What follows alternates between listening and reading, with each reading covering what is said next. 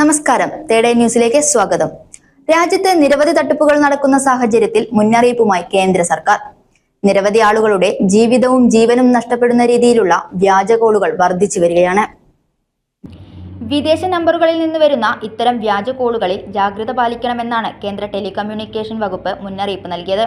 രാജ്യത്തെ പ്രധാന ടെലികോം കമ്പനികളായ ജിയോ, എയർടെൽ, BSNL, VI എന്നിവയുടെ വരിക്കാർ തട്ടിപ്പിന് ഇരയാകാതിരിക്കാൻ പരിചിതമില്ലാത്ത കോഡുകളിൽ നിന്നെത്തുന്ന കോളുകളിൽ ജാഗ്രത പാലിക്കണം.